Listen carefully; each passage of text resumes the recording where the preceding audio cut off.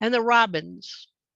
Now, the robins nest under our deck, but then they also feed everybody in the yard. You see that a lot. And if we go out of our basement door, the mother robin, whether she has an egg in the nest or not, is always yelling at us like, get away from here. And it's like, no, I know you're there. Nothing's going to happen.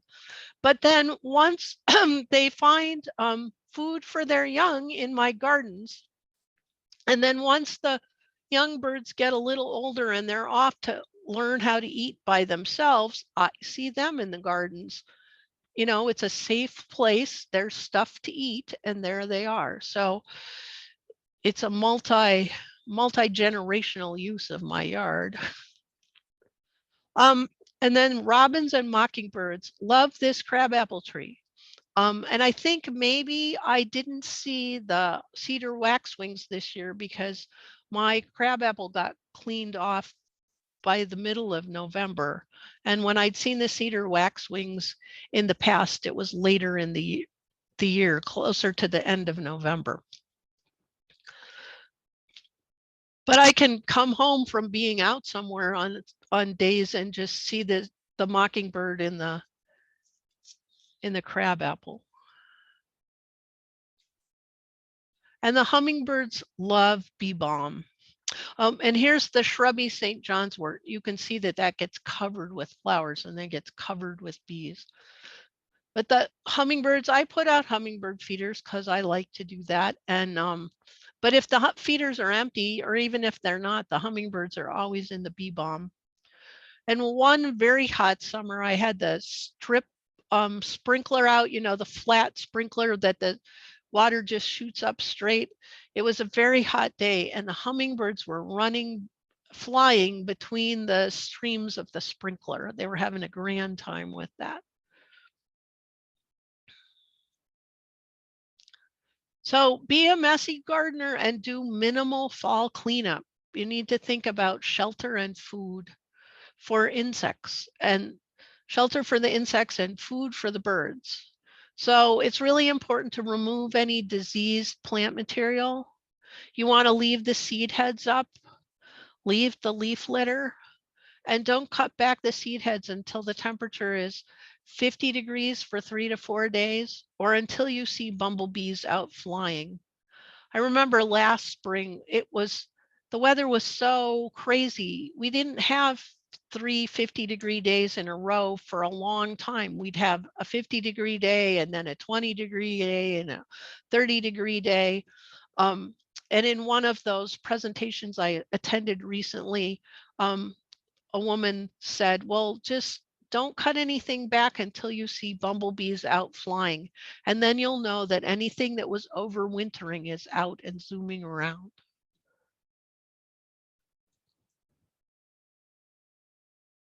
So winter gardens bring birds too. This is from our trail cam. I just love that cardinal leaping off of wherever it was, the bird feeder. And if you look carefully, there's 5 species and there's 13 birds in that picture.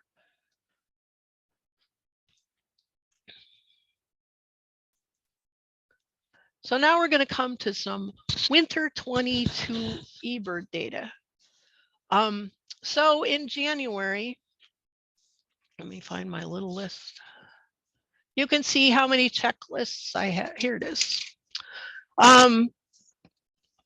I had 18 species in 47 checklists.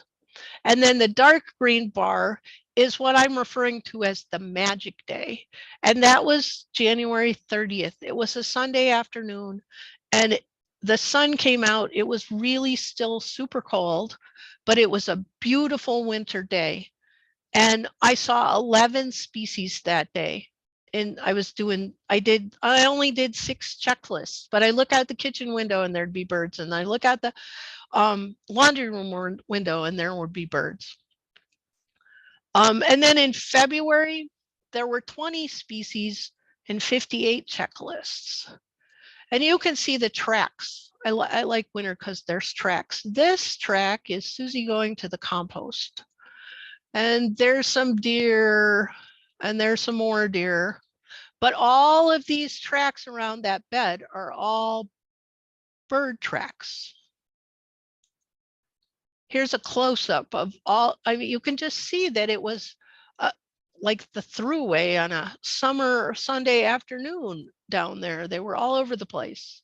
And here's, I think this is a blue jay track print. Just fun stuff. And here are the 11 species that I saw that day. So here's a blue jay, a jonco, a brown-headed cowbird. This bird was so cold, it was just, you could tell it was all fluffed up. And so was this starling. It was just, it was freezing. And the cardinals, you know, they were fine. A titmouse, a black-capped chickadee, a white-throated sparrow, a downy woodpecker, a white-crowned sparrow, and a tree sparrow. All those birds came to my gardens on that Sunday afternoon. And here's the front flower beds. And then you can see where they attacked all the seed heads there and all the black-eyed Susan seed heads here. They were all over the place. So here's some more resources. eBird, you can download it here. It's super easy to use. There's lots of tutorials about how to use it. Another app you probably want to get is Merlin. It's a bird identification app from the Cornell Lab of Ornithology. It's really easy to use. You pick out what size the bird is, what color it is, what is it doing in it. The computer will generate lists for you for that. So you can help figure out what birds are what. They also now have sound ID, so that you can, if you hold your phone really still and push the record button, it'll record the bird songs. And I've been able to use it to identify some bird songs that I didn't know. They're still working out some of the kinks of it. Like I said, Sarah can't really talk with her voice normally. So we were playing with it in the backyard and Sarah made some noise and Merlin thought she was a bald eagle. It's like, well, not so much, but a local native plant nursery is Amanda's Gardens.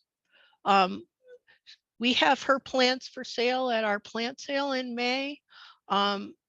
There's lots of information on her website. She's very knowledgeable and she's local.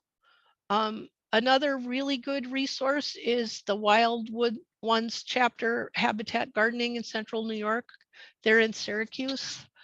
They came to make a presentation at the Rochester Birding Association. I think it was in late winter 2017. And they have some great programs. They're doing a lot of stuff online these days. They also have a plant sale. And then if you're into podcasts, lately I've been listening to Native Plants, Healthy Planet and A Native Plant Every Day. They're podcasts by Pinelands Nursery in New Jersey, but they sort of cover plants that everybody in this neck of the woods could plant. And then Cornell has, from their Bird Academy, they have a Growing Wild Gardens for Birds and Nature webinar. It's one of their programs that you buy the program and then you can watch it forever. There's no time limit on it. And here's some more resources. The Zerke Society, they have lots of pollinator information, lots of plant information. The National Wildlife Federation, you can put in your zip code and then you can get the native plants by your zip code. Cornell has a woody plant database. So if you're thinking about buying trees or woody plants, that's a great place to check it out. The DEC has some native plant information. Audubon has another, you put in your zip code for them too, and you can come up with plants for birds. Then there's the New York Floral Atlas and the Lady Bird Johnson Wildlife Center. I think once again, you can put in your zip code on that one. And then Heather Holmes was one of the presenters from that webinar series I did. She has some great information about pollinators for native plants. Posters, information, lots of information about native bees and wasps. And so it's a journey. There's lots of things I need to change about what I've done in my yard. If I was going to start over from scratch again, there's lots of things I would do differently. Mostly I have this meadow that now has been taken over by swallowwort and spotted knapweed that I really have to get rid of to really do some better planting in it. That's my goal for the year, is to work on the meadow so it's not just as mishmashy a disaster as it is. But it's a journey, and I've learned so much along the way, and there's so much more information about native plants these days than there was when I was first starting out. It's a lot of fun, and even if you just put in a couple more native plants, you'll provide more food for the birds by providing the insects they need. So now we can go to questions.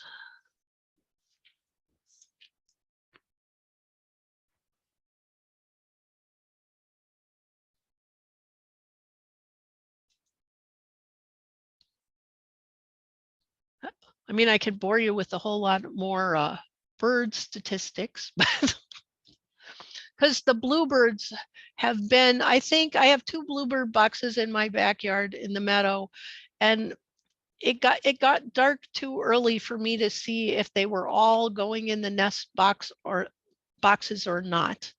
I could see one go in, and then there were still birds on the perches around it, and then it got dark and I could never tell if they went in or not.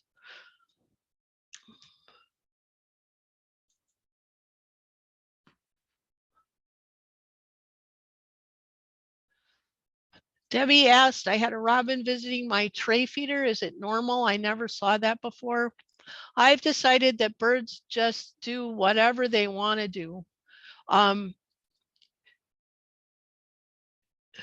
So nothing birds really do surprise me anymore. Who knows what it was looking for in your tray feeder, but it was probably having a good time. Like the blue jays love my compost. I see them in my compost in February and March when the compost is really still pretty frozen, but they're there, and I can, if I take stuff out to the compost, I can see their feather prints. So I don't know if they're eating the eggshells, because I know birds need calcium and they get calcium from eggshells, or there's some bugs that haven't frozen solid yet and they're poking around in there.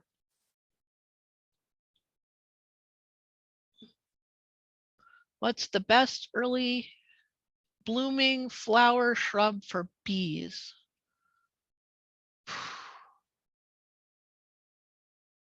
You want it, the bees, what I've learned about native bees is they come out, they're the first ones out. And so having that early food for them is a good thing. All those spring ephemeral plants are good. I can't plant those because of the deer. I plant some sedum that's called donkey tails. It's not native, but it gets little yellow flowers in April, and the bees love that. If you go to the Heather Holmes, when I send it out, she has lists of plants, I think by season. So that would be a good resource to go check out.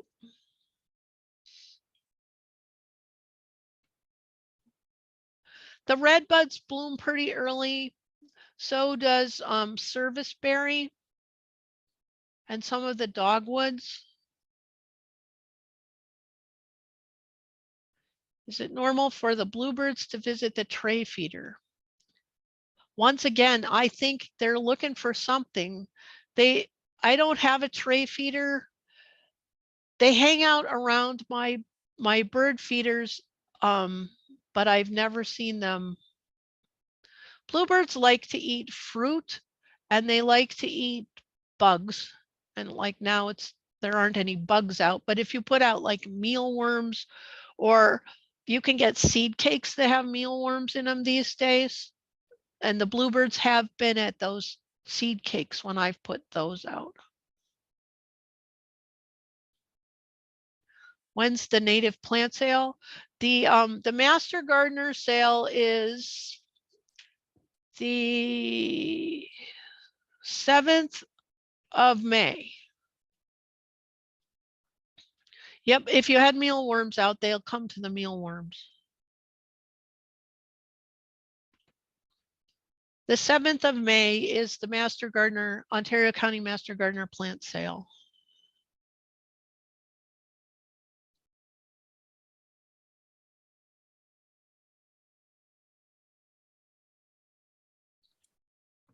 Susie, another early flowering shrub are the willows. So like the pussy willows and even some of the native willow trees themselves are very early bloomers that the bees will go to. That's right, I forgot about those. And folks, one of the main flowers that these bees are always looking for, and that's the dandelion. There's a big pollen source in dandelions for bees.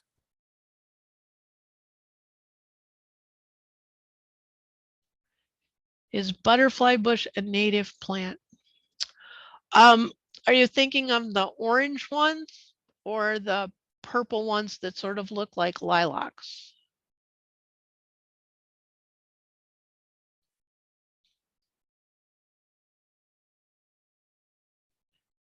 Am I? The orange ones are, the purple ones aren't.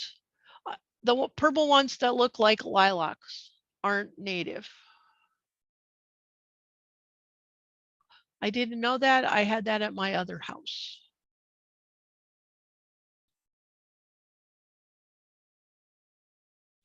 So the orange ones I'm thinking of are sometimes called, yep, is that a picture of it?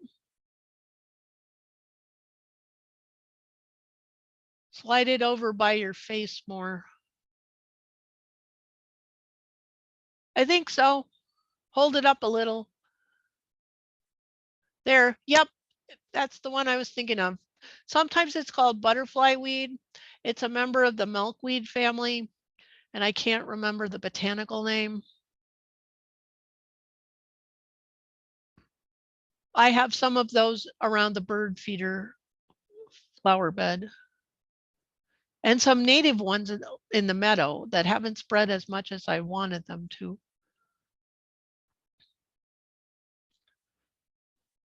There you go. I knew if you look at the chat, Pat came through with the botanical name. All I could remember was it started with an A.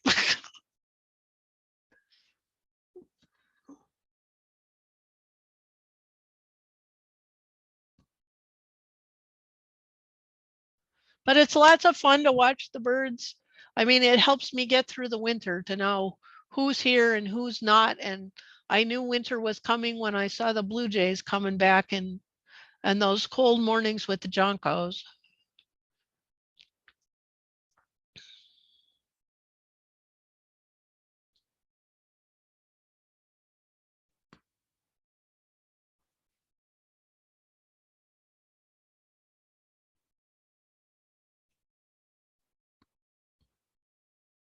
Yeah, if you get Doug Ptolemy's books, he lists all the trees and how many caterpillars they support.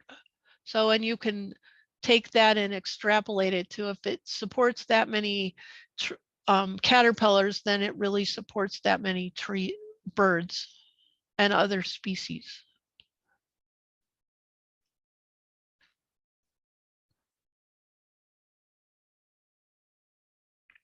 And one thing I learned recently in those webinars I was going to, is you want to have safe landings for insects that mature in the tree and then fall out to burrow in the soil under the tree. So you want to make sure that there's some plants that are under the tree that then because there's a moth that matures in the tree and then falls off so it can burrow underneath the ground to become an adult. The Heather Holmes thing has a lot of information on planting soft landings for the insects under your trees. Mulch doesn't always cut it. You got to have some plants too.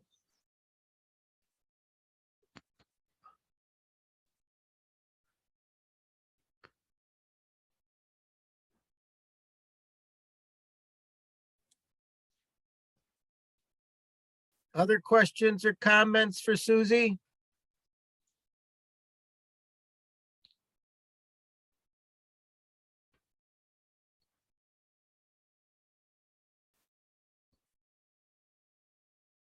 Any other experiences you want to share with everyone?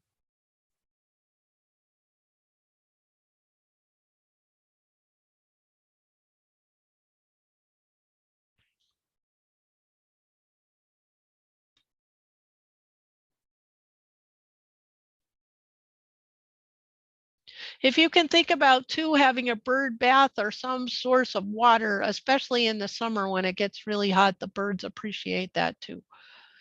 You just have to keep it clean like everything else.